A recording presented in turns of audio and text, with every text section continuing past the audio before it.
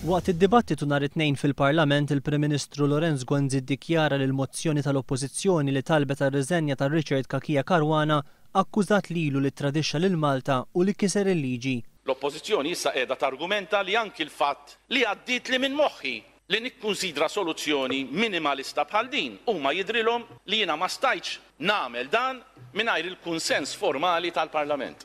U fuq dan il-punt li allura jakkużaw ir-rappreżentant permanenti u konsegwentement anki lili bit-tradiment u ksur tal-liġi. Ftit tal-ħin wara li l-Prim Ministru għamel din id-dikjarazzjoni, il-mozzjoni li fi kliem il-Prim Ministru akkużatu bit-tradiment kienet approvata bid-deputat nazzjonalista Jeffrey Pulicini Orlando jivvota favur fil-waqt li Jesmond Muljet tastiena.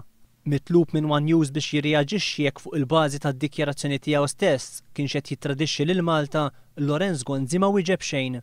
Prim Ministru, inti qed li din il-mozzjoni tgħid li inti tradixxejt il-pajjiż issa li ġiet approvata mill-maġġoranza tal-Parlament, dan ifisser li qed jaħseb il-Parlament li intradixxejt il-pajjiż. Intom tas-Super One donkom qatt ma titgħallmu lezzjoni, importa tiġà tajt il-kummenti tiegħi m'għandi xejn xi nżid, grazzi. It-tnejn flaxija spikkaw ukoll dikjarazzjonijiet mill-aktar kontrastanti tal-Prim Ministru Lorenz Gwenzi u tad-deputat Jeffrey Pulicini Orlando. Fuq naħa l-Prim Ministru qal li kien sorpriż bir-riżultat tal-votazzjoni għaliex kienet jemmen li għandu appoġġ mill-Grupp Parlamentari Nazzjonalista kollu. Jiena rrid ngħid illi jersaq tal-vot bil-ftehim, bil-understanding illi kellna il-vot sħiħ tal-grupp parlamentari favur din il-mozzjoni.